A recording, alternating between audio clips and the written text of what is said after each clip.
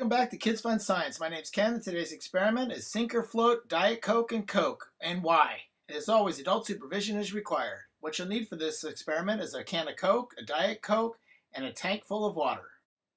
Fill your tank full of water, and then I got 2 cans of Cokes. We're in America, so we have 12 ounce, 355 milliliters, both Diet and a regular Coke. And we put the regular Coke in first, and as most of you probably assumed, it's going to sink. And maybe you don't know why. And then you put the Diet Coke in and it floats. And then the question is, why does the Diet Coke float? And I'm going to tell you why.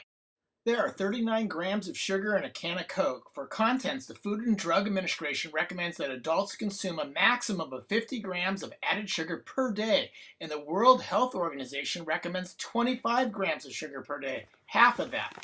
And why are we talking about grams? Americans use teaspoons, so this is an important bit of information that is key to converting grams to teaspoons. Every 4 grams of sugar equates to a teaspoon.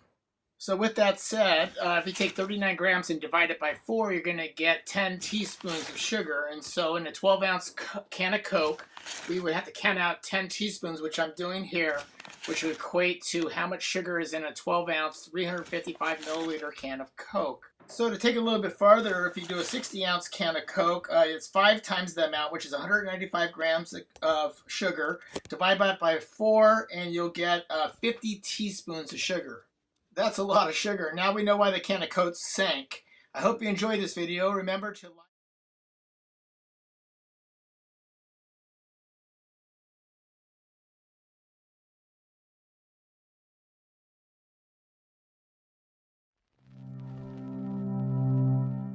In this video you are going to learn what the 3 states of matter are, some examples of each state of matter, the characteristic properties of the 3 states of matter.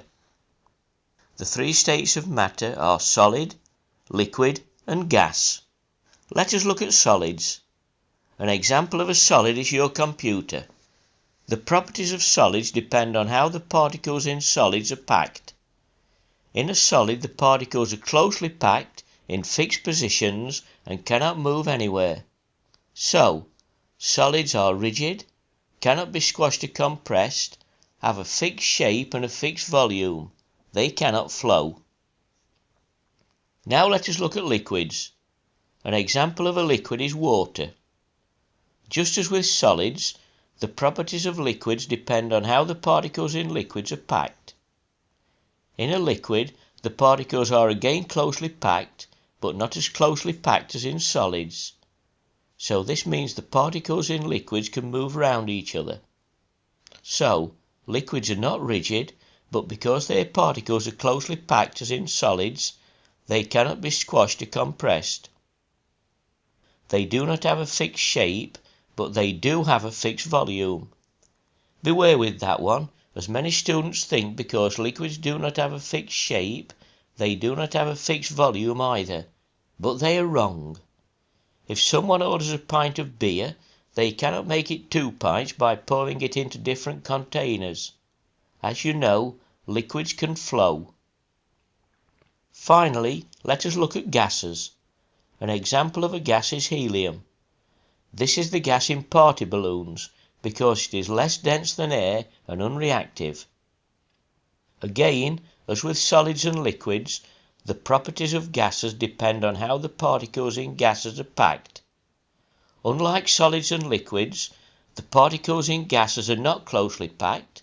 They are far apart. As a result, gases are not rigid and can be squashed or compressed. They do not have a fixed shape nor fixed volume. They fill the whole space they are in.